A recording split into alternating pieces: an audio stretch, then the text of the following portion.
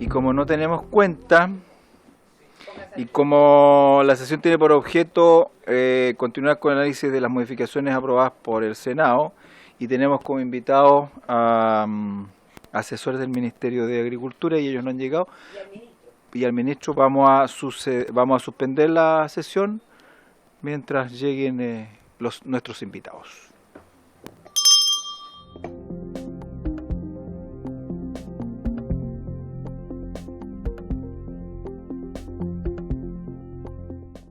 Había quedado pendiente los puntos varios, ya que diputada Laura, pero no ha pedido ¿quiere la palabra? Sí, lo sabe Jorge Ranger. Ya. Estamos para que se reanudara. Diputada Laura tiene la palabra. Gracias, presidente y presidente anterior. Quería comentar que hoy día estuvimos con la diputada Navellán, que estuvo presente, pero se tuvo que ir a otra comisión, reunidos con productores de granos, principalmente de la zona sur, que están muy afectados por la baja del precio de los granos internacionales, que por lo tanto se importó mucho, y aquí quedaron sobreestoqueados. Ellos nos plantean como solución tener créditos blandos. Sabemos que existe, Chile apoya, pero esto tiene ciertas restricciones que deja a muchos afuera. Y este tema, importación, que ellos ya no sigan produciendo por el sobrestock, no se condice con la soberanía y seguridad alimentaria. Por lo tanto, si lo estima bien la comisión, creo que sería prudente que hiciéramos una comisión o mitad de la comisión donde pudiésemos invitarlo a exponer su situación, idealmente que estuviera presente el ministro, telemáticamente o presencial, por supuesto, para ver soluciones posibles para estos productores. Muchas gracias. Muchas gracias, diputada Laura. Invitémoslos para la próxima semana, el lunes o martes, y nos coordinamos bien para que poder destinar parte de la sesión a escuchar a los productores de grano. Diputado Donoso. Muchas gracias, presidente, ministro y asesores, diputados. Quería solicitar, nosotros representa una región que tiene un carácter forestal importante, y el gobierno ha anunciado, producto de los incendios que hubo básicamente en la octava región, programas de incentivo a la reforestación que no se han concretado. Entonces, si tiene a bien, el ministro puede responder de inmediato, o si no, en un oficio posterior. ¿Cómo estamos en eso? ¿Si va a ingresar el proyecto? ¿Hay algún programa ya iniciado? Porque la verdad que lo que estamos enfrentando hoy día en la región son grandes zonas deforestadas, con la correspondiente erosión que ello provoca, incluso el riesgo de alud que ello implica. Tenemos una reforestación muy débil desde los incendios del 2017, y eso va a tener un problema a mediano y largo plazo en cuanto a la degradación de los suelos, y también en cuanto a la capacidad productiva de la región en cuanto al área forestal. Por eso me gustaría hacer esa consulta. Si no puede el ministro en este minuto, oficiar para que se responda con posterioridad. Muchas gracias. Bueno, oficiemos de todas maneras para tener la información oficial como Comisión de Agricultura, y después el ministro, si tiene bien. Si no, esperamos la respuesta. Ministro, tiene la palabra. ¿Se escucha? Presidente, por su intermedio, si quiere, ocupo muy poquitos minutos respecto a lo que planteó la diputada Laura. Recordar que Cotriza salió a comprar, que ha existido aporte de los gobiernos regionales de O'Higgins y del Maule al sector maicero en particular, y que está este programa de cultivos anuales de INDAP, en que también van a haber apoyo. Entonces, se ha hecho lo máximo que se puede, y no está fácil, porque, bueno, como ahí la propia diputada lo explicó, ¿no? El trigo ha estado a la baja, el maíz llegó a 3.50 hasta a 2.10, y son situaciones que las vimos también en el Senado. Respecto a los incentivos forestales, hoy día pusimos en la Comisión de Incendios, el SAC e INDAP han focalizado los programas que, como bien sabemos, se cortaron a la mitad del CIRS para estas áreas prioritaria. CONAF, además, este proyecto que tiene de restauración forestal ha estado también priorizando dicha área y se consiguieron algunos fondos con fundaciones y programas internacionales para ayudar a una escala acotada. Lo más relevante que se ha hecho es que se está terminando de entregar a estas 11.000 familias el aporte de 1 millón a los que eran pequeños de subsistencia y 3 millones a los que producían más, muchos de ellos mixtos, producción y también algunas áreas de bosque. Pero además, y eso lo lleva Corfo, el Ministerio de Economía, PYMEMAT formalizada, que se vio afectada, tienen allí un programa de posibilidad de postular a crédito blando y también a una ayuda en reposición de capital que está abierta. Es lo que puedo informar, presidente. Muchas gracias, señor ministro. Igualmente veremos el oficio por ambos temas. ¿Quiere hacer alguna pregunta, diputado Donoso? O sea, se agradece la respuesta, pero la verdad que estábamos esperando algo más ambicioso. Los números son muy grandes y yo creo que hay que avanzar quizás en un programa de reforestación a las zonas afectadas, porque la erosión es brutal, digamos. O sea, los terrenos sin árboles son grandes extensiones en ambas regiones, tanto en la octava como en la séptima región. Muchas gracias, diputado Donoso. Diputada Laura, no sé si usted levantó la mano ahora.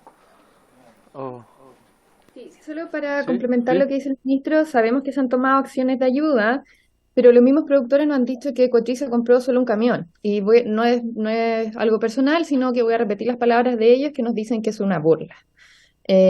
Por lo tanto, también tenemos que llegar, ayudamos a los pequeños, también tenemos que llegar a los medianos, quienes dan empleo y quienes también aportan a la seguridad alimentaria de nuestro país. Si no nos quedamos con grano, no tenemos con qué alimentar a Chile. Eso. Gracias. Gracias, diputada Laura. ¿Le gustó? Fuera, no quede en acta eso. ¿Alguien más sobre la cuenta? Bueno, entonces iniciando la orden del día, la sesión tiene por objeto continuar analizando las modificaciones aprobadas en el Senado, el segundo trámite constitucional al proyecto que introduce modificaciones y prorroga la vigencia de la Ley 18.450 que aprueba normas de fomento para la inversión privada en obras de riego y drenaje. Está invitado el señor ministro de Agricultura, el equipo del ministerio y el representante de Socavío, don José Miguel Stegmayer, que se conectará en un ratito más, llega a las 4, me dijeron.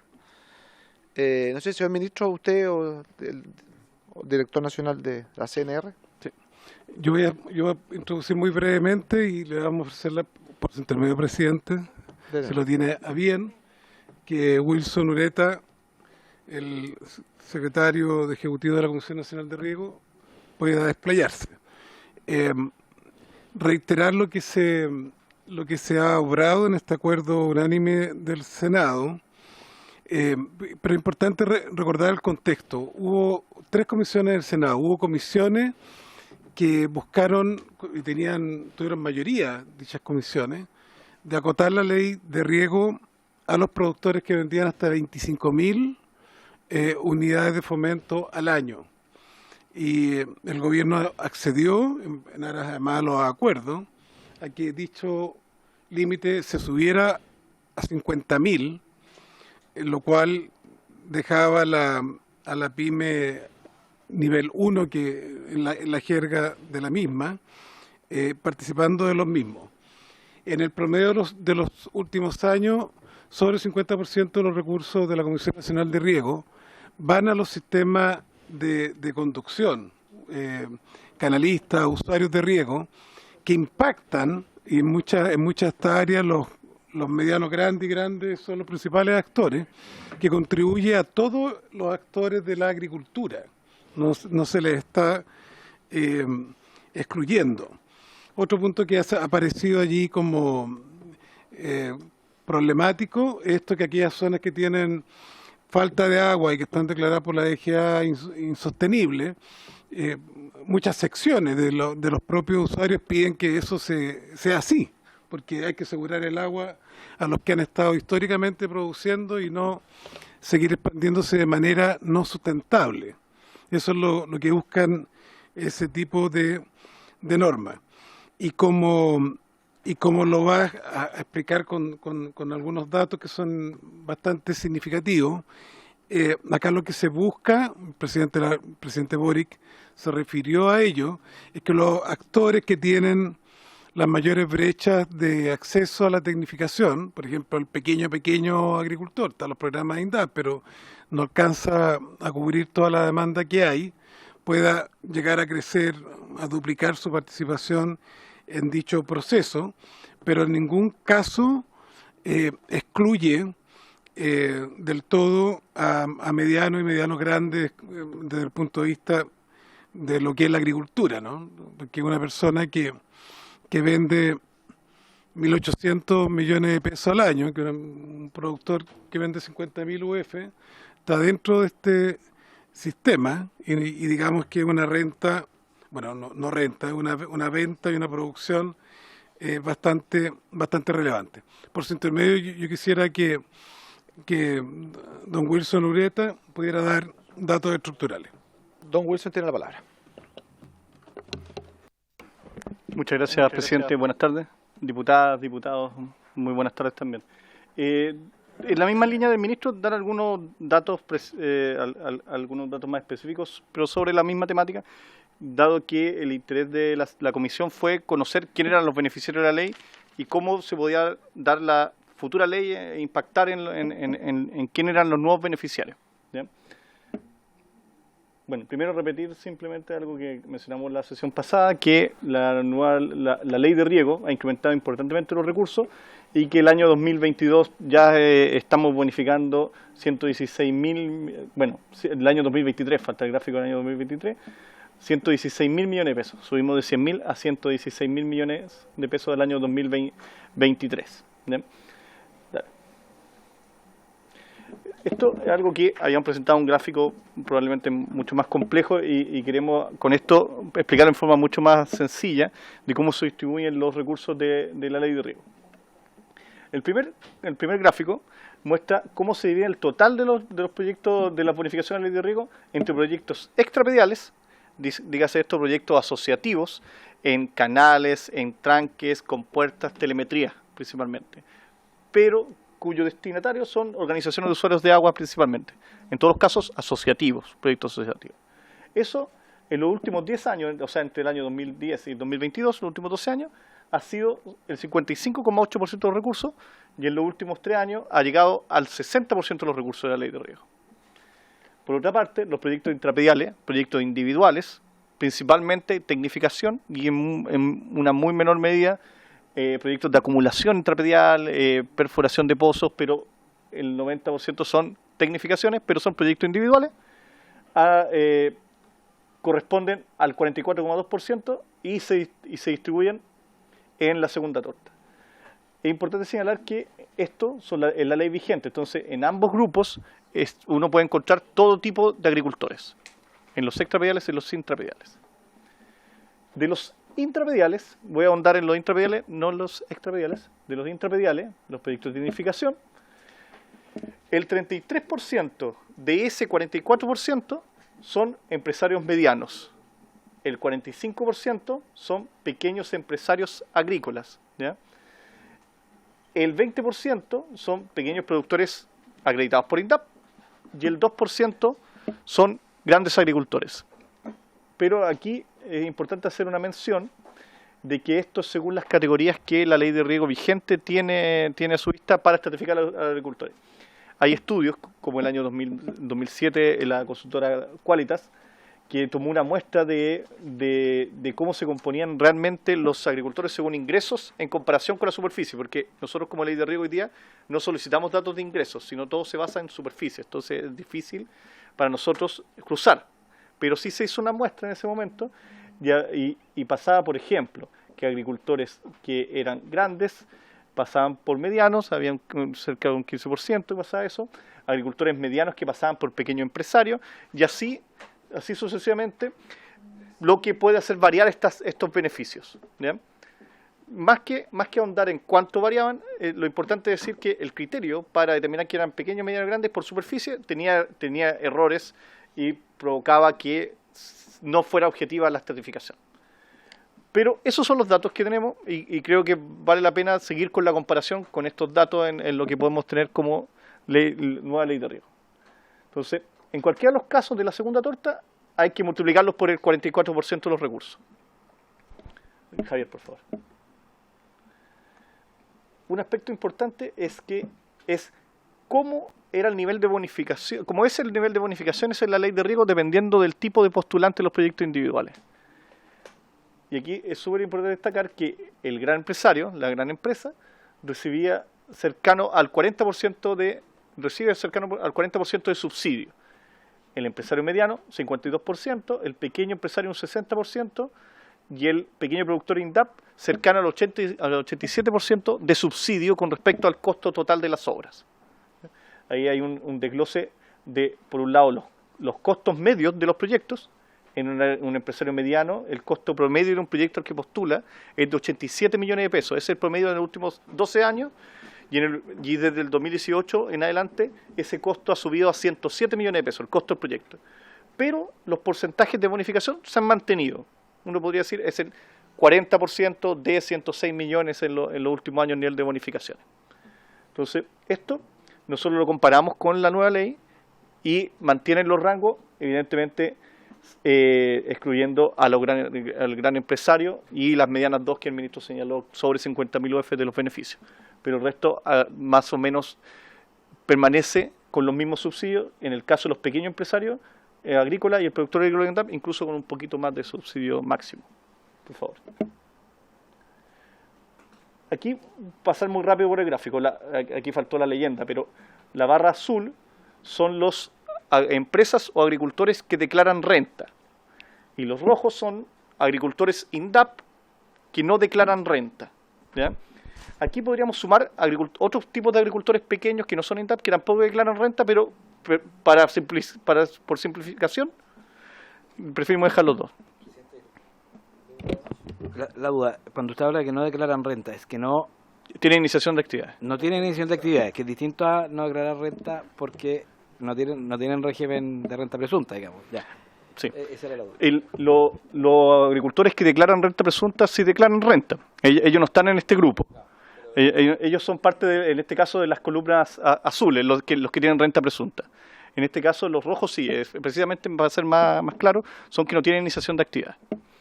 Entonces, y son los grupos de INDAP. Nosotros sabemos que hay pequeños agricultores que no son INDAP, que tampoco tienen iniciación de actividad, pero no quisimos incorporar la ecuación porque también es un grupo bastante incierto.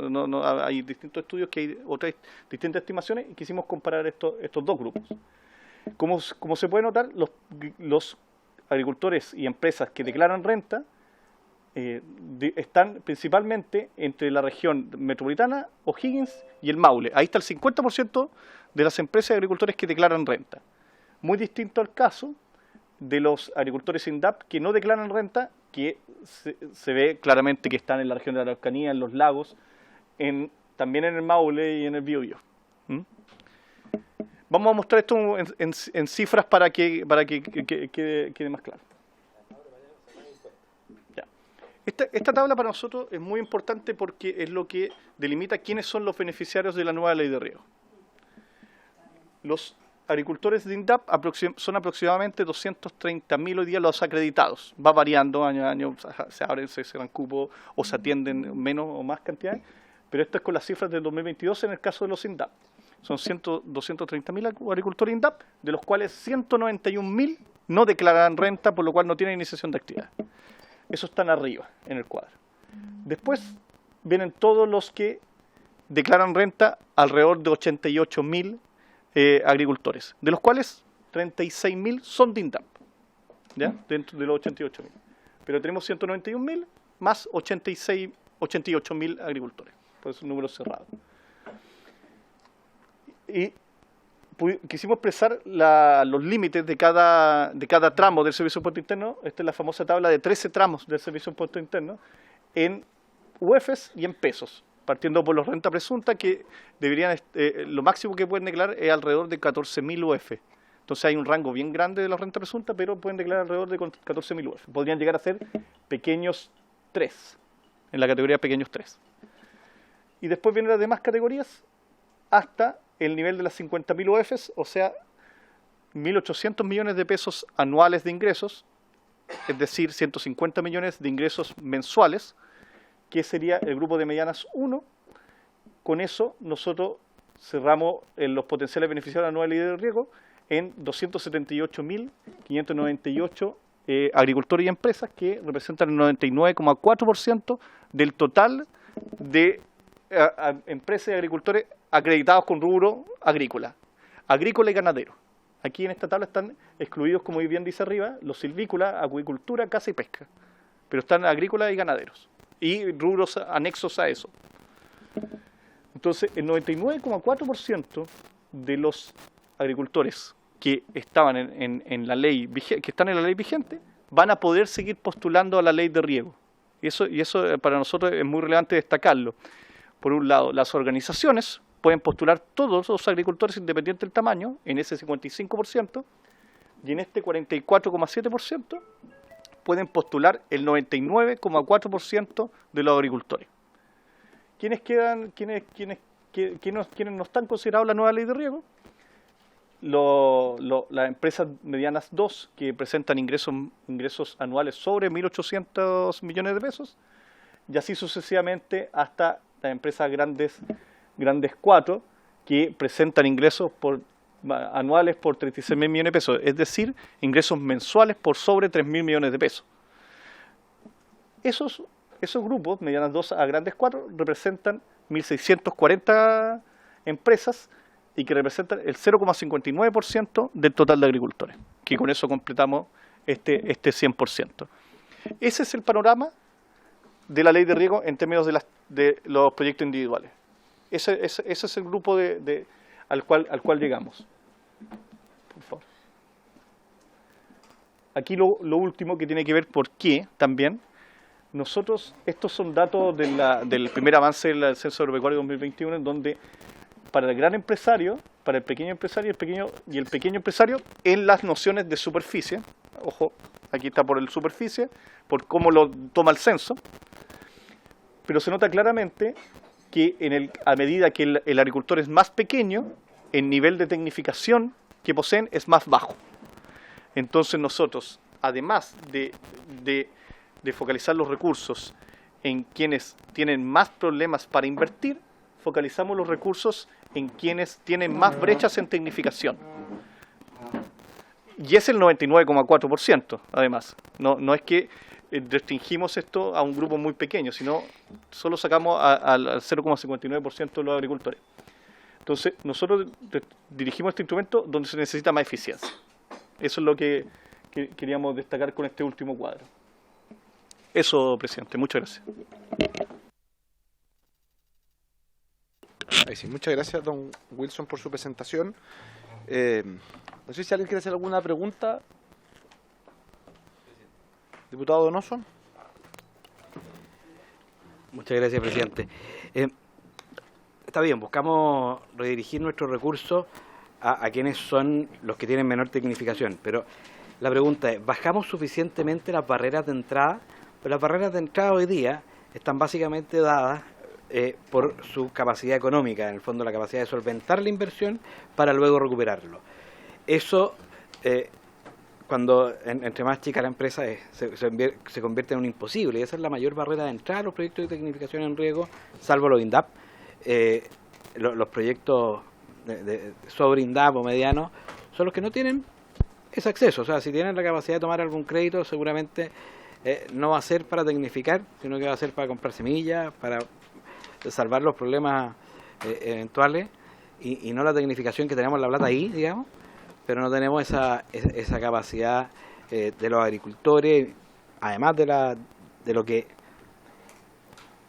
la burocracia que ello genera. Porque en el fondo usted me puede responder, sí, puede factorizar el proyecto, pero eso implica que el agricultor tiene que tener la capacidad de hacer toda esa operatoria, y ahí es donde empiezan a haber las brechas. Es lo que yo veo en mi región. Mi región es una con menos tecnificación, porque la región, si bien es bastante agrícola, no es de las grandes empresas agrícolas, habrán, pero la mayoría de los agricultores son de mediano a chico. Además pagan impuestos, no como para el sur, no. pero ahí es donde uno ve la mayor barrera de entrada. Los agricultores no lo ven como una posibilidad financiar 160 millones de pesos, 80 millones de pesos, para luego recuperarlo. Diputado Radweg. Gracias, presidente. En el cuadro que nos presentaron dice proporción en porcentaje respecto a la cantidad de empresas que mantienen, ¿no es cierto?, potencialmente beneficiarios de la nueva ley de riego y los que no considerados la nueva ley de riego. Los considerados son 99,41, casi el 100%, y los no considerados un 0,59. ¿En cuántas hectáreas se traduce en uno y en otro caso? Porque la cantidad de beneficiarios pueden ser beneficiarios de un cuarto de hectárea y tenemos muchos beneficiarios, o un octavo de hectárea, y otro que finalmente tiene una superficie superior. Entonces quisiera saber cuántas son las hectáreas que eventualmente quedan fuera de la posibilidad de acceder a ese beneficio. Gracias. Muchas gracias. No sé si el ministro o don Wilson Ureta para que responda. Sí, yo tengo el dato de hectárea acá. Probablemente lo mejor, diputado, yo quisiera, por su intermedio, presidente, decirle al diputado que poder preparar esa información mientras hace el invitado para preparar la tabla y presentarlo justo al lado para que se entere claramente. Pero el dato está, evidentemente no son las mismas proporciones, hay alguna variación, pero nosotros entendemos que de todas formas sigue siendo la mayor parte de la superficie beneficiada, todavía susceptible a ser bonificada. Pero no, los agricultores grandes evidentemente tienen más superficie. Lo que sí quisiera destacar y recalcar es que la mayor parte de esa superficie sí ya está tecnificada. En el caso de los grandes agricultores, por el último cuadro que mostré en el censo. En este rato yo creo que me es fácil poder preparar la columna y mostrarle algún dato más detallado. Y si me permite, presidente, al diputado Donoso, comentarle que sí, hay un montón de barreras de acceso a estos agricultores y por eso existen también estos subsidios, es la idea. Funciona la ley de riego un poco distinto al INDAP, y usted lo destacó bien porque en el INDAP se hace la inversión en el momento. De hecho, esto funciona con un sistema de bonificación que luego se paga cuando está construido. Lo que comúnmente pasa es que el consultor es el que hace todo este trámite. Cuando usted menciona los trámites financieros, pedir crédito, una situación bastante común es que el bono se endosa al consultor y al que construye. Entonces, ellos tienen mucha experiencia en esto y además las condiciones crediticia en estos casos, por ejemplo el crédito Siembra por Chile, han mejorado bastante las posibilidades para los agricultores para invertir. En el caso de los INDAP, incluso más aún, porque los INDAP pueden postular los créditos de INDAP para bonos de la ley de riego. Otra línea que nosotros hemos avanzado son las modalidades de concurso. En el caso de los agricultores hasta 2.400 UF, nosotros proponemos el programa especial de pequeña agricultura, que lo que busca es eliminar en parte esa barrera de acceso por la modalidad de concurso. ¿Qué es lo más importante aquí? Es que al consultor le tiene que convenir ir a Pitrufquén, por ejemplo, o con Barbalá, a hacer un proyecto, no hacer solo un proyecto, sino hacer varios al mismo tiempo, economía de escala, y le hace un negocio. En estos concursos, lo que hacemos nosotros es licitar paquetes de proyectos que ya nosotros hemos levantado ficha de demanda y además hemos podido aclarar que cumplen con los requisitos básicos para postular a la ley de riego. En eso nosotros incentivamos. Y como tercera línea que estamos haciendo nosotros es generar distintos bancos de proyectos, sean perfiles de proyectos que al consultor les sirvan como un avance para postular, o proyectos definitivos que lo que provoca es que al agricultor le disminuye el costo del estudio para presentar el proyecto. Y después el consultor normalmente es el que toma esa posta y el que va financiando el proyecto. Eso es lo más común. Sobre todo los pequeños agricultores, normalmente ellos no son los que colocan el aporte. No, por supuesto, hay un desincentivo si es que no somos capaces de agrupar proyectos en lugares que un consultor puede tener 4 o 5 proyectos al mismo tiempo, y ahí sí le conviene muchísimo más. Sí, señor ministro. No, pero quisiera dar como a contrarrecenso de esta idea de mucha precariedad en la pequeña agricultura para los concursos, recordemos el éxito que tuvo la Comisión Nacional de Riego con los concursos para mujeres, que fueron bastante más las postulantes que lo que se esperaba. Y claro, eran proyectos pequeños, no eran importantes en hectáreas, pero sí en producción, porque eran invernaderos, básicamente hortalizas, con riego tecnificado, con el panel solar para tener servicio autopoyético desde el punto de vista de la sostenibilidad del sistema, que no le significara costo significativo después de mantenimiento y que no quedaran, como se dice en la jerga de la cooperación internacional, y no construir elefantes blancos, ¿no? Infraestructura que después no se usa. Entonces creo que se busca eso, ¿no? Ahora, si usted lee bien las palabras del presidente en la cuenta, ahora se escucha bien, se habla de en ese segmento más bajo, ser capaces en nuestro periodo de gobierno subir de 9.000 a 18.000. Porque sabemos que el pequeño, que tiene ya más experiencia comercial y capacidad de vender en feria, ir a los mercados mayoristas, es el que tiene más sostenibilidad y ya como en la escala de INDAP, ¿no? Son los que ya van saliendo del sistema INDAP y que pueden comenzar a aspirar a proyectos más relevantes. Diputado Donoso, ¿alguien? Se agradece la respuesta, pero en el fondo es cómo colocamos esta inversión, que yo creo que está bien el camino trazado, pero nos va pasando, y es lo que uno ve en el día a día, es que esto se va, claro, a los medianos más grandes y a los INDAP, que es más fácil. Pero ahí queda el que malo va a las matemáticas queda fuera, y que no necesariamente es poco productivo, lo hacen mucho esfuerzo, mucha gente que no tiene escolaridad completa, qué sé yo. O sea, es el tipo que tampoco le gusta mucho al consultor, si esa es la verdad, si el consultor va a ir al graneado, y mientras tenga la posibilidad va a ir a lo que sabe que se va a ganar, que es el mediano grande, y no esa clase media, por así decirlo, agricultora, que no necesariamente es ordenado en cuanto a la estructura que se requiere, no necesariamente en su vida, digamos.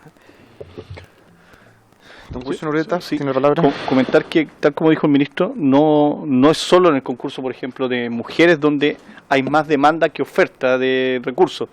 En general, en la ley de riego, en casi todos los grupos hay más demanda para postular que oferta, excepto en pequeña agricultura, que siempre ha costado en la CNR llevar a cabo. Y nosotros pusimos dos incentivos. Uno, que puede sonar incluso a veces contraproducente, subir el monto, porque claro, uno podría pensar, le va a costar más juntar más capital a esa persona, ¿cierto?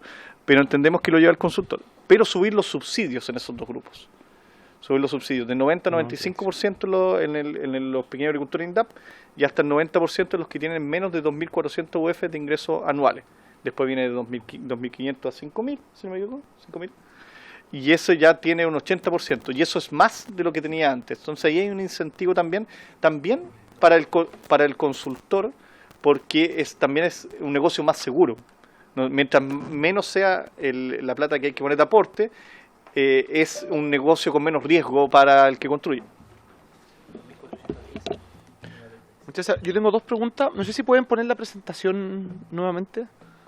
Porque estaba viendo cuando se hace el desglose a través de es como la tercera hoja. La tercera hoja. Dos más arriba. Esa. No, esa. Porque aquí dice que uno toma los textos actual para poder diferenciar entre gran, mediano, pequeño y productor agrícola. Pero cuando uno va al desglose de la propuesta legal, son definiciones que pueden ser completamente distintas. Porque cuando se habla de los pequeños INDAP, se habla de agricultores de INDAP con hasta 2 hectáreas.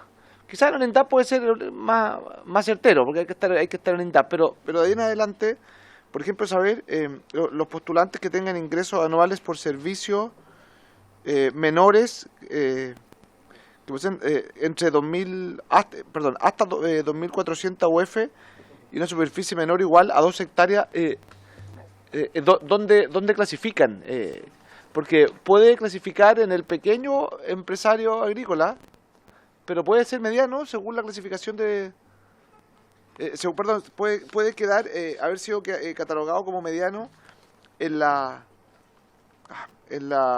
ley vigente, toda vez que precisamente habla de los agricultores que postulen en una superficie de riego ponderado de más de 12 y hasta 30. Y lo mismo así, hacia adelante, porque de hecho en el cuadro comparativo que se muestra hay una particularidad, que los que están de 25.000 a 50.000, que son medianos empresarios, quedan dentro de aquellos que pueden optar al beneficio de la propuesta legal, pero aquellos que siguen siendo medianos empresarios según la clasificación de impuestos internos, que son los que van entre 50.000 y 100.000, ellos quedan fuera y son igualmente medianos. No sé si son medianos para esta ley, o cómo podríamos establecer con mayor claridad, no en base a la ley actual, porque la ley actual efectivamente tiene un problema, y es que no son necesariamente traspasables de uno a otro. Por ejemplo, en la ley actual, el que yo me imagino es el mediano, los agricultores que postulen con una superficie de riego de más de 30 y hasta 80 hectáreas. Ese debe ser el mediano legal, ¿no es cierto? No sé con qué tipo, si es que en la ley vigente queda en el numeral C, que es los que tienen superficie mayor de 2 hectáreas, o C y D, o C, D, E. En el fondo, saber más o menos cómo están ustedes intentando asimilar a los actuales productores según tamaño por hectárea, con hoy día que pasamos a un sistema de venta, lo cual obviamente hace también complejo, y no sé si será posible, quizás no para hoy día, pero para mañana o para la sesión de la próxima semana que vamos a tener, para ya votar la propuesta, es saber más o menos cuándo o cómo lo están asimilando los distintos tamaños, para saber cuánto se gasta en cada uno de ellos. Y lo segundo, respecto al extrapredial e intrapredial, saber si el extrapredial tiene alguna limitante según el tamaño de la empresa. Si en el fondo, ¿cómo está calculado eso para este efecto? Gracias. Parto por la segunda, que es más fácil.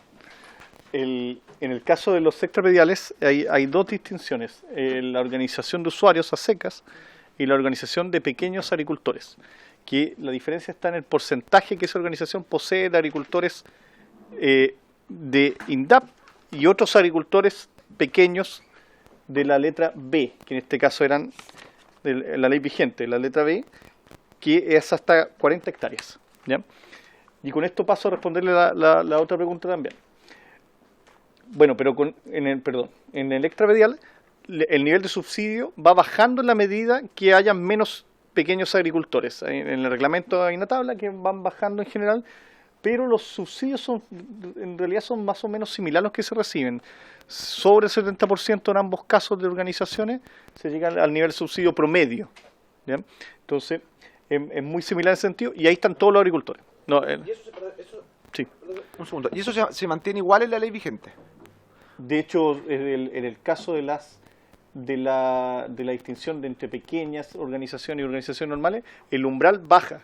O sea, de 70% de pequeños agricultores, ahora llega al 50%. Se baja el umbral, en el fondo, porque hay hartas organizaciones que en realidad necesitan más recursos, y con eso se sube el subsidio. Si tienen más del 50%, puede llegar hasta el 90% del subsidio.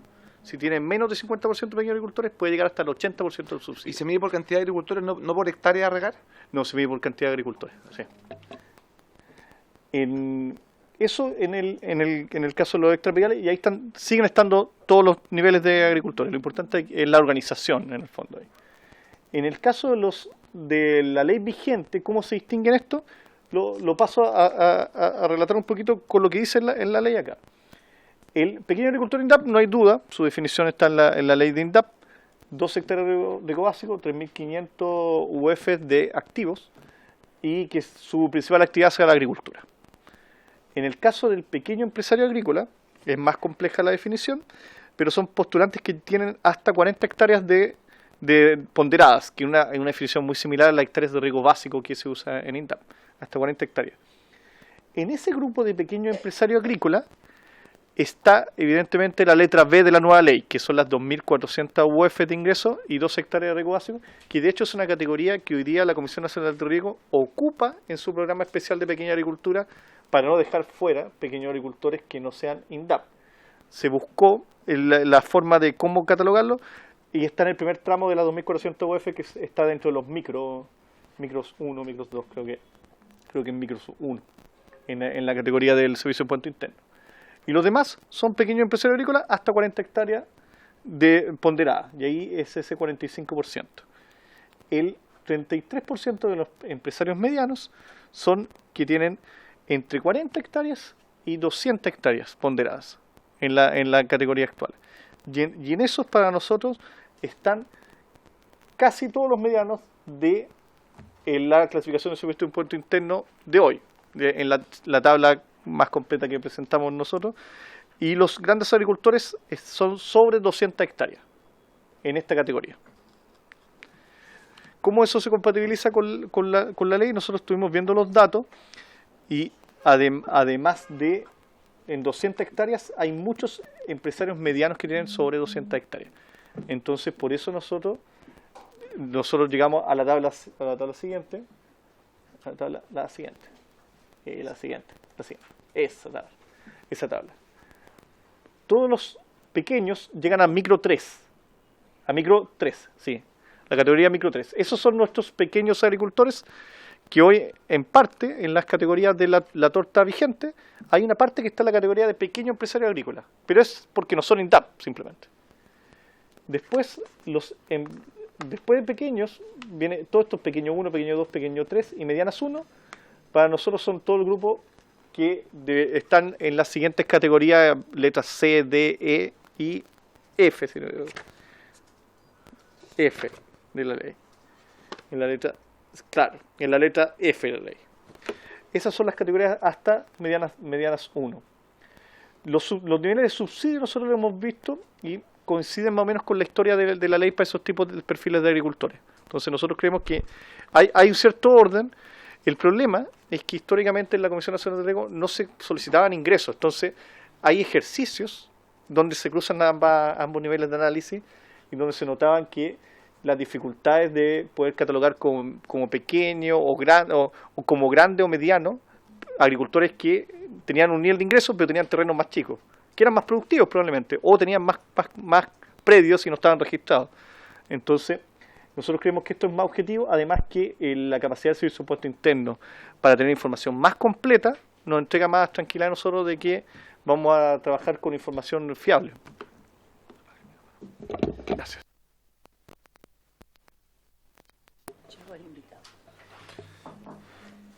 Muchas gracias, don Wilson. ¿Alguien más que quiera hacer algún tipo de duda, alguna pregunta?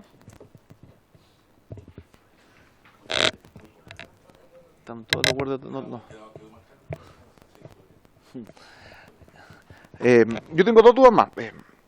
La primera es, aquí al final, habla de las comunidades y asociaciones indígenas reconocidas y registradas ante el Servicio de Comunidades y Asociaciones Indígenas.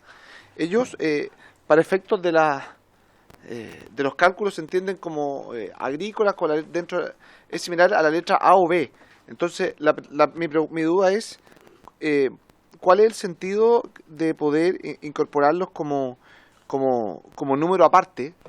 Si es que, me imagino, todos ellos entran dentro de la clasificación de pequeños productores agrícolas y campesinos en concordancia con INDAP o simplemente los que tengan venta inferior a las 2.400 UF. Saber cuál es el sentido de establecerlos como un punto aparte. Presidente, en este caso lo que nosotros consideramos las consideramos más parecidas a las organizaciones de usuarios, en este caso, porque esas categorías son para proyectos asociativos. Un agricultor perteneciente a CONADE, de pueblo indígena, evidentemente en forma individual va a estar en alguna de estas categorías, pero para proyectos asociativos, que es la letra G, es considerado similar a la organización de usuarios, es una comunidad.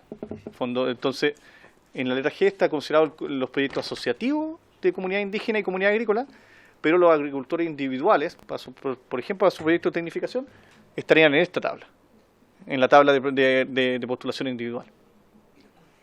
Las comunidades agrícolas, el mismo caso. Ya, y lo otro que es un tema que yo mencioné en la sesión pasada también, y es que dentro de las clasificaciones, en la letra F, cuando se establecen aquellos usuarios que tengan ventas superiores a 25.000 e inferiores a 50.000 UF, establecen con una bonificación máxima, o sea, que podrán disponer de hasta el 2% de los recursos anuales disponibles. Eso yo creo que lo hemos mencionado en las sesiones anteriores, que independiente del tope, que yo en lo personal encuentro que debiese ser más alto, establecer solamente un 2 para los medianos puede ser sumamente bajo y puede incluso ser contraproducente con el objetivo que todos tenemos en esta ley, que sea avanzar en el cuidado, en el buen uso del agua. Yo quiero dejarlo sobre la mesa como un tema que en lo personal creo que ese 2% de los recursos anuales disponibles para toda la clasificación B, que son equivalente no solamente a 1.562 empresas, sino que me imagino por el tamaño una cantidad importantísima de hectáreas que están quedando a postular, por decirlo de alguna forma, de un fondo menor. Y lo otro es saber cuántas hectáreas son, usted dijo que lo va a presentar al final de la sesión, o al menos lo va a intentar, cuántas hectáreas son los mediana 1 y los mediana 2. Estamos hablando de los que tienen ventas entre 25.000 y 50.000 y entre 50.000 y 100.000 UF, para saber de cuánto, y si es que tuviera, yo sé que esto puede ser más complejo hoy día, saber cuántos de ellos ya, o cuántas de estas hectáreas ya están tecnificadas. Porque no es lo mismo que estén en un 30, en un 70 o en un 95%, obviamente, porque obviamente muchas hectáreas hacen obligatorio cuidar también más esa agua. Eso es al menos puntos que yo quería dejar sobre la mesa, de temas que lo personal me complican.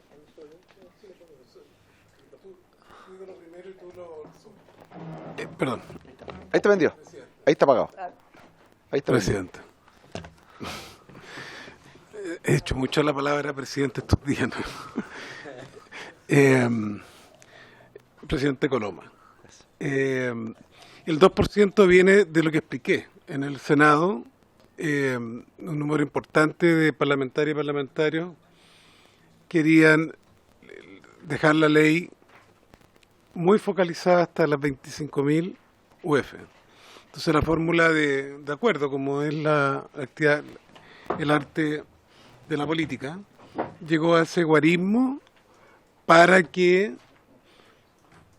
en la argumentación no ocurriese que se siguiera, porque por algo están estas normas con impuestos internos de ver si hay empresas cruzadas, de saltar el espíritu de la ley y pasar gato por liebre, como decimos en el campo, ¿no? Y que al final se seguía apoyando al sector más dinámico, que puede meterlo a gasto y lo que sabemos, y no utilizar los recursos en producir, ¿no? La multiplicación del riego tecnificado. Dejo al director con el segundo aspecto de la pregunta. Perdón, doctor. Y puedo hacer una pregunta, ya que yo comparto la importancia de poder ayudar a tecnificar a una cantidad importante de pequeños agricultores, ¿no existe ningún límite respecto de porcentaje de recursos que van al tema extrapredial y al tema intrapredial? Porque si bien se dijo que históricamente los últimos 15 años ha ido traspasándose cada vez más recursos a recursos extrapredial. Por lo tanto, si es que eso no es que atente, porque son ayudados igualmente, pero no va en la misma línea de avanzar en riego tecnificado de los pequeños productores agrícolas.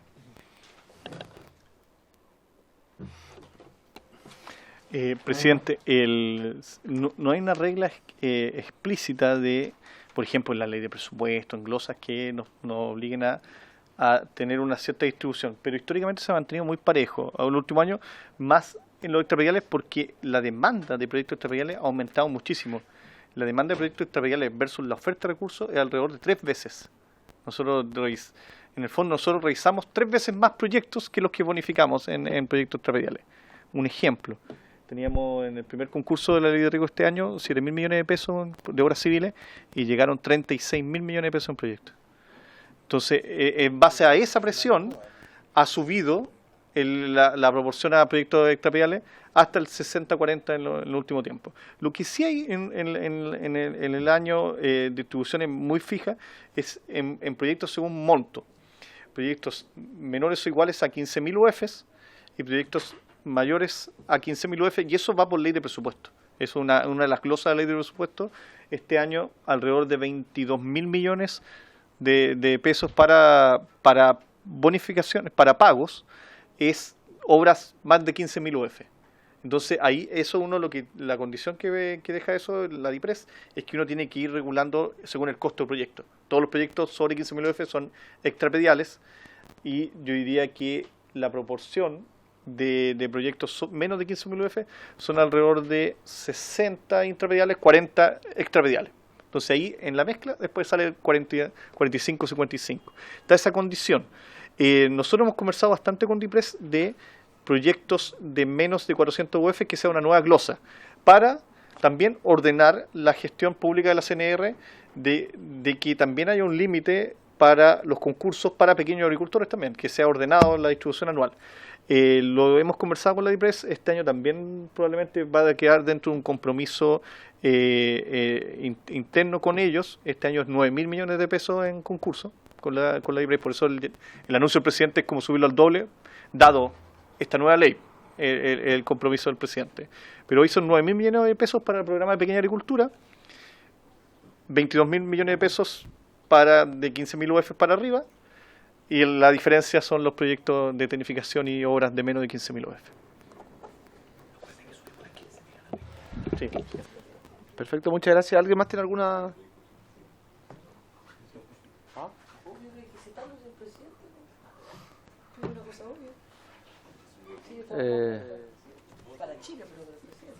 Bueno, sí. Bueno, muchas gracias, ministro. ¿Sí? Algo muy corto, que le fallé al diputado Rackberg porque no le tengo todas las cifras, ya, pero si tenemos la oportunidad de presentar esto más ordenado, yo le puedo traer las cifras con alguna con la superficie según categoría, sí poniendo de antemano una precaución de que sigue siendo difícil todavía mezclar ingresos con superficie, que es el criterio del censo. Así que, pero vamos a traer la explicación de cómo se distribuyen tanto las superficies no tecnificadas como las tecnificadas y las potencialmente tecnificables según nivel de tamaño del agricultor. Sí. A ver, ahora, un segundito. Diputada Nullao y diputada Laura, antes de terminar. Está con el micrófono prendido, por si. Eso, una consulta al señor ministro, que eran con respecto a los consultores. Lo habíamos aprobado en la Cámara de Diputados, y inicialmente esta ley para que haya un mayor registro, una mayor competitividad, mayor posibilidades de que se puedan desarrollar proyectos, porque efectivamente no todos quieren, como ya han señalado algunos parlamentarios, buscar proyectos de pequeños productores, salvo que hayan proyectos de enlace con el INDAP, a los que son usuarios de INDAP, y otros que a lo mejor seguramente los de la asesoría técnica ya mucho más especializada también tal vez van a tener esa posibilidad, pero hay otros que todavía hoy día no tienen ni un tipo de asesoría técnica, y que son productores que a lo mejor van a postular a este sistema de riego, y nos encontramos con la falta de consultores, y consultores que son pequeños, que ellos tampoco tienen el recurso para que se tenga la totalidad y puedan entregar la obra, sino que también se había pensado he estado revisando harto, pero no lo encontré, en la propuesta que habíamos enviado de la Cámara, y que era que en aquella oportunidad también se iba a considerar un monto inicial, dada las desconfianzas, yo no sé si a lo mejor esas se sacaron, y posteriormente era el monto final, que era cuando ya la obra se entregaba. Era porque igual había que motivar e incentivar a varios que tienen experiencia, que se les reconoce, pero que muchas veces el capital que disponen no permite que puedan avanzar con otros proyectos o poder apoyar un determinado grupo que no tiene el capital como tal, ese consultor. Entonces también termina afectando muchas veces las obras que son pequeñas, que pudieran ser en tiempo tal vez más breve o hay que esperar que los que lo van a hacer para los grandes, que hay un grupo que se sigue manteniendo acá, los de 25 a 50.000 unidades de fomento, no son tan pequeños, pero ellos sí igual van a tener la seguridad, pero los que están en esta interfase más sin asesoría INDAP, entonces también esa era mi pregunta. Gracias. Muchas gracias, diputada Nuñao. Un segundito. Diputada Laura, para juntar las dos preguntas. Sí, muy breve, es una pregunta, presidente. ¿Es factible que invitemos regantes, usuarios de las juntas de vigilancia, o ya no se puede invitar para que escuchemos también a los usuarios? Sí. De hecho, después viene, hay un invitado, don José Miguel Stegmayer, y la idea es precisamente que la sesión antes, porque nosotros tenemos el proyecto hasta el día martes o miércoles, poder invitar el próximo día, lunes 12, a escuchar a algunos expositores no sé si de fruta, regante, ahí tenemos que establecer bien quiénes van a ser. Ahora sí, ministro, tiene la palabra para deliberarlo. Presidente, por su intermedio a la diputada Nullao. Se eleva de 400 a 1000 UF para que esto tenga más impacto y mayor interés, como explicó Wilson Ureta, para consultores que en ciertas áreas trabaja con varios pequeños.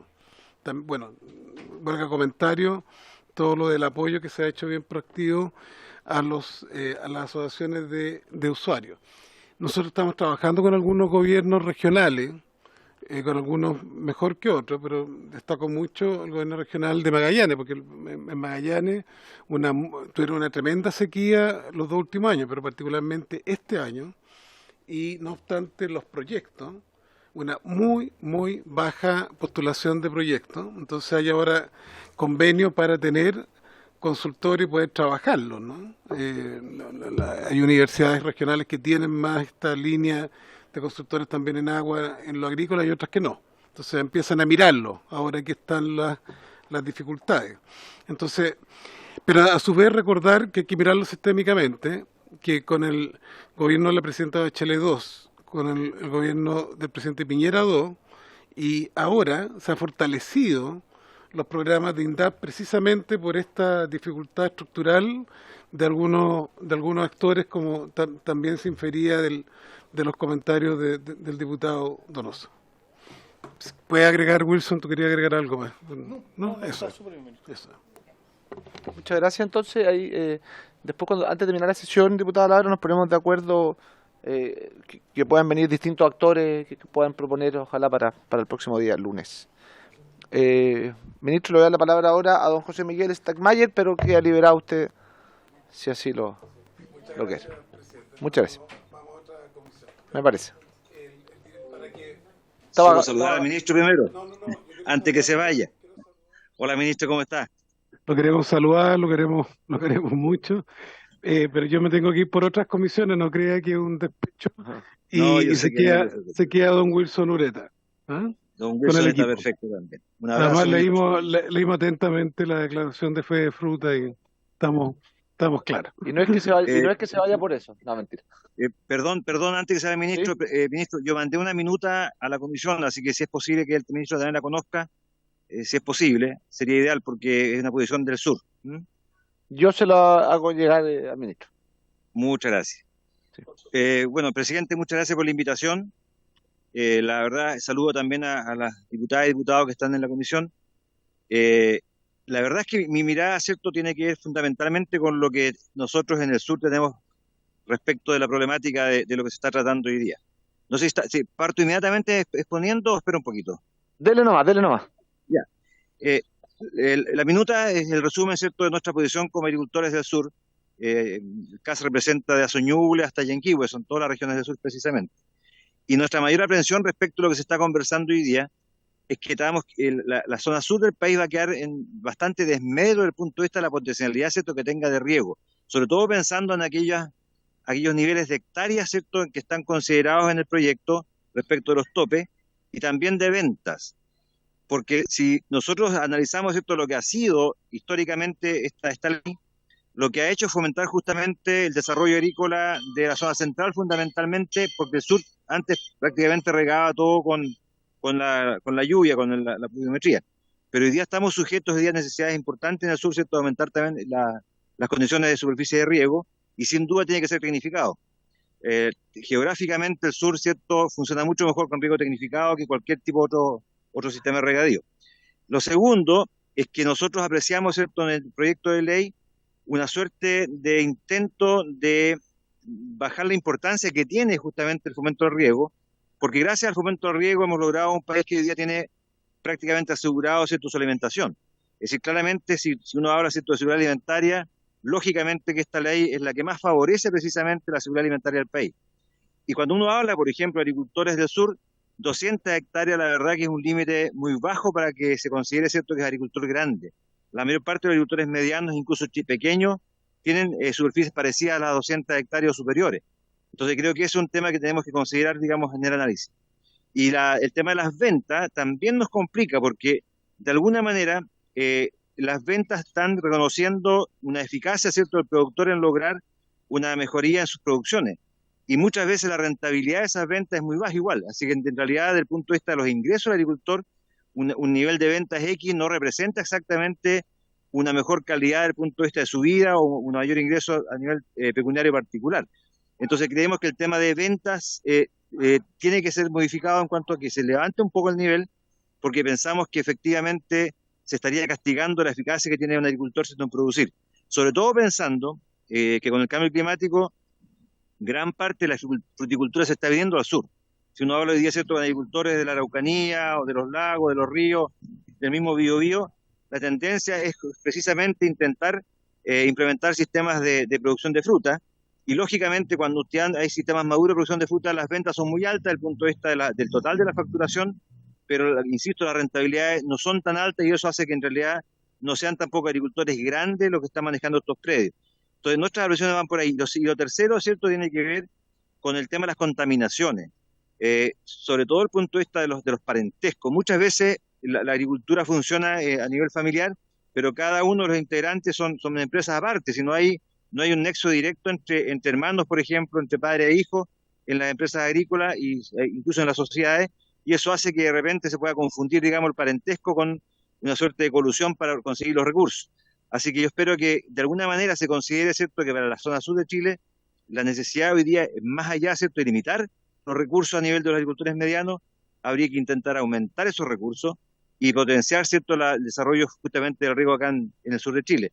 Fundamentalmente, insisto, en zonas tan complejas como la Araucanía. Yo estoy en Temuco en este momento, hemos recorrido varios campos acá de agricultores y lo que más piden ellos, ¿cierto?, es poder eventualmente tener sistemas de riego tecnificados para poder aumentar sus producciones. Le insisto, el documento que les envié tal vez es más claro desde el punto de vista de nuestra posición como agricultura del sur, pero en general, digamos, el resumen nuestro es que estamos complicados desde el punto de vista de lo que se está considerando en la ley precisamente para el desarrollo del riego de esta zona del país. Muchas gracias. Muchas gracias, Miguel. Nosotros ya le enviamos la minuta al ministro, también al director nacional de la CNR y a sus equipos para que estén en conocimiento de la postura. No sé si alguien tiene algún comentario. A mí me gustaría aprovechar de preguntarle a... ¿Es corta la minuta? ¿O una plana nomás, diputado? Sí. Ya. Hacer una pregunta respecto, que fue un tema que nosotros levantamos la sesión pasada, precisamente respecto al cálculo o la forma de establecer los parentescos, porque, claro, quizá podrá existir algún tipo de ayuda para familiares para partir, pero después muchas veces sabemos que la agricultura se lleva mucho en la sangre y son muchos los agricultores que por familia, por generaciones y dentro de las mismas familias se dedican a la agricultura. Entonces el cruce respecto de alguien que tienen empresas distintas no se vaya a malinterpretar para efectos del cálculo global, menos no solamente por el cálculo, sino porque nadie quiere verse incorporado dentro de un grupo que prácticamente está buscando eludir algún tipo de ya sea de cálculo, ya sea para postular o quizás para otro fin. Eso me gustaría preguntarle, no sé si don Javier, el representante del Ministerio de Agricultura. Gracias, presidente. Saludarlo a usted, presidente, y por su intermedio a los demás diputadas y diputados. Respecto a este tema, particularmente de la entidad relacionada.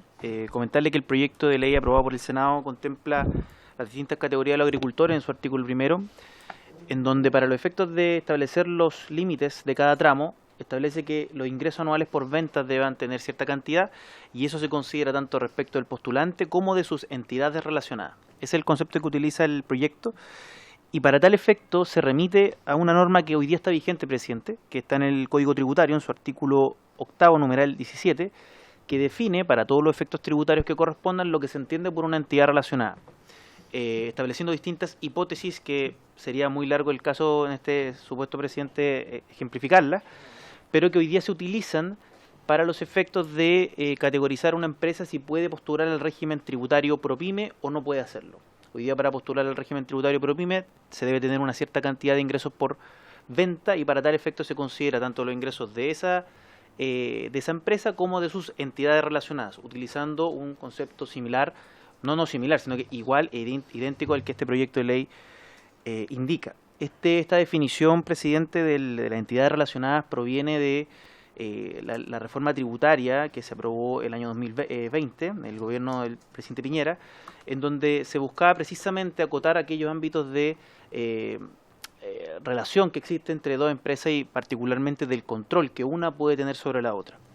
Y en tal supuesto, presidente, por su intermedio a los demás diputados, la situación por la cual se genera la equiparación de los ingresos por venta no dice relación con el parentesco. Es un elemento que eventualmente puede ser una situación de control en los términos que el Código Tributario indica, pero no por el solo hecho de tener un parentesco va a generar esta relación de control. Por dar algunos ejemplos solamente, presidente, porque el artículo es bien largo, pero las empresas relacionadas se entienden, por ejemplo, al controlador y las controladas, y el controlador se entenderá como tal a una persona que tiene un acuerdo explícito de actuación conjunta, que directamente o a través de otras personas o entidades es dueña, usufructuaria o cualquier otro título, posee o tiene derecho a más del 50% de las acciones, derechos, cuotas, utilidades o ingresos o derechos a voto en la junta de accionistas o tenedores de cuota de otra entidad, empresa o sociedad. Y estas últimas son las que se consideran como controladas. De tal manera que para estos efectos el parentesco no es definitorio para determinar la relación de control, sino que es, por una parte, el acuerdo explícito de actuación conjunta, por una parte, y en segundo caso, el poseer o tener derecho a más del 50% de las acciones, etcétera, derechos, cuotas, y lo que corresponda. En este último caso se considerará como controlada. Otro supuesto, por ejemplo, es las matrices o coligantes y sus filiales o coligadas en conformidad a las definiciones contenidas en la Ley de Sociedades Anónimas. De tal manera que nuevamente no dice relación con el parentesco, sino que con una situación de control que existe entre una sociedad u otra. Ahora bien, lo que sí dice el proyecto es que para los efectos de que la Comisión Nacional de Riesgo, al momento de la postulación, pueda verificar si existe una situación de control, la Comisión va a estar facultada para requerir información del cónyuge, conviviente civil y los parientes ascendientes o descendientes. Es decir, para los efectos de acreditar esta situación de control va a estar facultada a requerir mayor información. De ello no se desprende que el parentesco en sí mismo constituya la hipótesis, sino que se refiere a que puede pedir más información para determinar la situación de control. Eso, presidente, para no extenderme más respecto al punto, si es que ha quedado medianamente claro. Gracias. Muchas gracias, don Javier. Don Matías. Presidente, bueno, saludar a don José Miguel, saludo afectuoso. Comentar un par de temas de la presentación de José Miguel, a quien le agradezco mucho también. Siempre también nos ha hecho llegar estas preocupaciones también, nos hemos podido conversar varias veces, así que es siempre también un agrado conversar con él. Enfatizar que este proyecto, y lo conversamos largamente al comienzo de esta sesión, que incluye al 99,4% de los postulantes. Yo eso insistir, creo que es súper importante que eso siempre esté en perspectiva, porque no estamos dejando a un grupo importante fuera, como se señala, sino se está dejando a un grupo minúsculo que son los que pueden invertir por sí mismos y que además presentan los más altos niveles de tecnificación. Eso es súper importante. Lo segundo es que no hay un tope de superficie. Don José Miguel declara que había un tope de 200 hectáreas, mencionó. y no hay un tope en la ley de superficie, es todo por ingresos, excepto en la letra A y B, que había una distinción por superficie para sacar a los pequeños productores de no INDAP, pero en el resto no hay una distinción por superficie, es por ingresos, por ventas, ¿ya? En los casos de los proyectos individuales. Bueno, ¿por qué son las categorías ingresos? Porque estas categorías se usan tienen múltiples aplicaciones. De hecho, el régimen tributario ProPyme se creó también para poder clasificar la empresa de manera tributaria, para poder acceder a distintos beneficios, como una manera objetiva de poder distinguir entre una y otro contribuyente. Entonces, nosotros estamos convencidos de que ese criterio es más objetivo y es más fácil obtener información completa de los ingresos que de la superficie. Tendríamos que hacer, en cambio, una búsqueda de todos los predios que tiene alguien, de todos los roles, y además de las entidades relacionadas que tienen roles, lo que es mucho más difícil que con la información que el Servicio de Impuesto Interno hoy día posee, que probablemente va a tener errores, como dijo el presidente, seguro, que puede haber en algunos casos no esté la información completa, pero es mucho menos probable que con el criterio de superficie. Lo de la consigna lo explicó Javier, y con respecto al incentivo al riego, nosotros creemos que esta ley sigue incentivando muchísimo la eficiencia hídrica y la seguridad de riego, en especial en zonas como en el sur del país. La CNR ha aumentado los recursos en el sur del país, se han ido incrementando tanto en pequeña agricultura como en los medianos agricultores en esas zonas, que son proyectos bien particulares, porque a diferencia de su región, diputado, donde hay canales, grandes obras de riego, en esas zonas no están esas condiciones, y los proyectos en general son proyectos individuales o proyectos asociativos que tienen que ir con impulsiones, otro tipo de obras, que es un gran desafío que tenemos nosotros para trabajar en la zona, sobre todo en proyectos asociativos, en la zona del sur del país. Así que nosotros estamos muy tranquilos en ese sentido.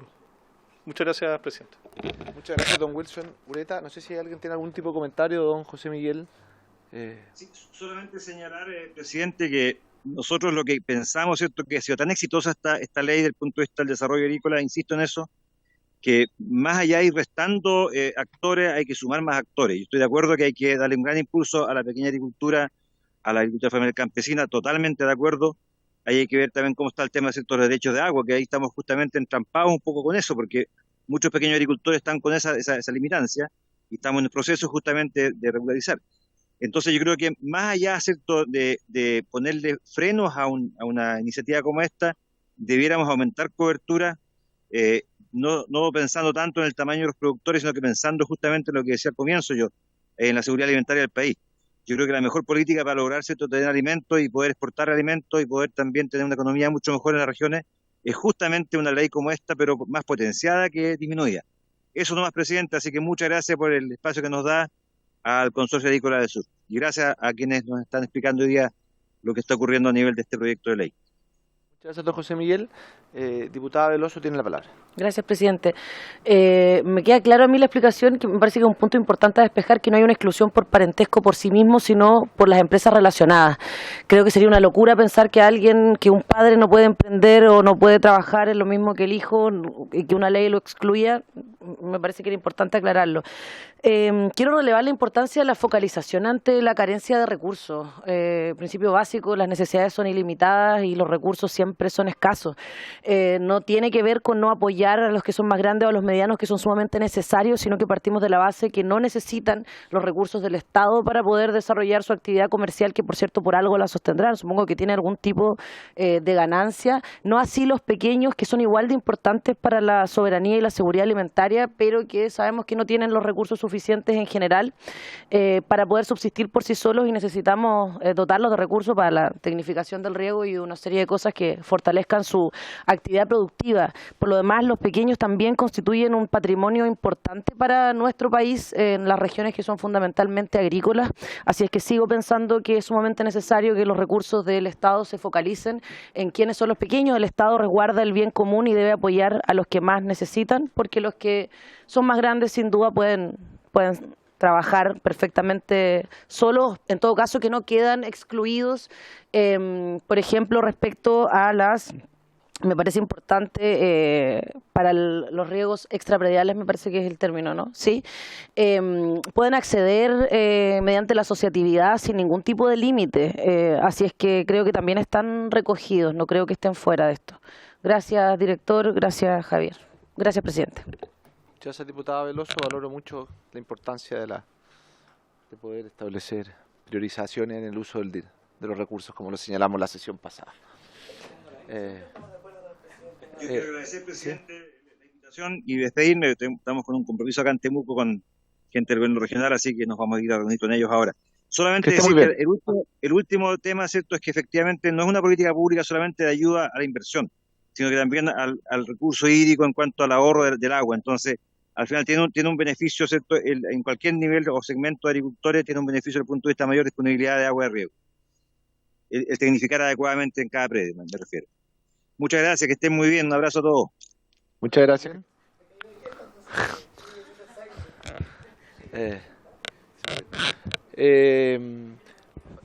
Para terminar, dos cosas. Nosotros tenemos, señor secretario, quiero pedir yo a usted el proyecto en la Comisión de Agricultura, el proyecto de riego, hasta el 12 o hasta el 13 de junio. No sé, según yo era hasta esta semana, pero usted dijo que iba a hablar con comité, no sé cómo le habrá ido. Ya, o sea, sería Hasta el 13.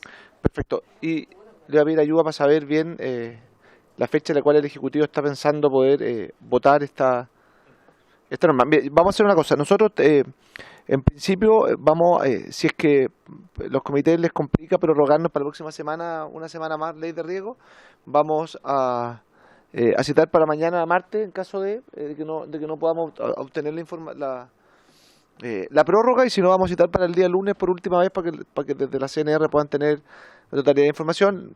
Voy a señalar, no sé si les parece bien, que aquí hay un compromiso transversal de sacar adelante, que lo estamos viendo en conjunto con el Ejecutivo para poder, quizás una semana más nos permita dilucidar algún tipo de dudas. Ahora sí, don Wilson Ureta. Sí, presidente, eso mismo le iba a señalar, que nosotros tenemos toda la disposición de que zanjar todas las dudas. En ese sentido, podría ser bueno el lunes y cuente con el respaldo de nosotros si es que para fundamentar que cerrar esto la otra semana y no necesariamente esta, que parece que era el plazo formal, ¿cierto? El plazo inicial. Cuente con eso, y quizás mejor para nosotros preparar información como la del diputado, que podamos traer para cerrar el debate, entendiendo, estamos más o menos claros los puntos que hay en discusión. Eso, presidente. ¿Les parece que solicitemos, por acuerdo de la comisión, una semana más el proyecto? ¿Estamos todos de acuerdo? La próxima semana... ¿La próxima semana completa? La próxima semana completa, hasta el 14. ¿El 19 o 20? No, lo votamos en la comisión, la solicitud, la próxima semana, para que vaya, me imagino, 13 o miércoles 14, si tenemos que citar, porque no alcanzar. Pidámoslo hasta el miércoles. Mire, les propongo una cosa. Y miércoles 13 traemos, no, martes 13. Pidámoslo por toda la semana. Pidámoslo por toda la semana para que si el Ejecutivo también se pueda ordenar bien con la fecha en la que le prenda el micrófono, diputada Nullado. Ahora sí. Gracias. Presidente, yo le plantearía que en una hora de la próxima semana, el día lunes, pudiera aclarar el Ejecutivo todas las consultas, que no son tantas, porque ya ha quedado bastante claro con esa explicación y los antecedentes que nos han entregado. Y podemos la siguiente hora empezar a votar el día lunes para terminar martes y miércoles. Me parece. Porque los demás días, mire, igual hay muchas a más tardar el próximo martes. Ojo, en la comisión, en tercer trámite, lo que nosotros tenemos que hacer no es votar el proyecto. Ya. Lo que nosotros tenemos que hacer es una recomendación. Entonces la idea es que nos pongamos de acuerdo, si como comisión tenemos algún consenso. A mí en lo personal, hay un tema con los límites, pero sobre todo el porcentaje del 2% tope para las medianas, que creo que es muy bajo hoy día. Según lo que nos decían, el 33% de los intraprediales son para las medianas, y lo estamos bajando de un 33, que en verdad es como un 18, 19, a un 2. Entonces ahí se puede provocar un freno importante para la inversión. Eso lo hemos conversado también con el director nacional de la Comisión Nacional de Riego, para poder después despachar, ojalá lo más unánime posible, una recomendación a la sala. ¿Les parece? Yo también. Habiéndose cumplido el objeto de la sesión, esta se levanta.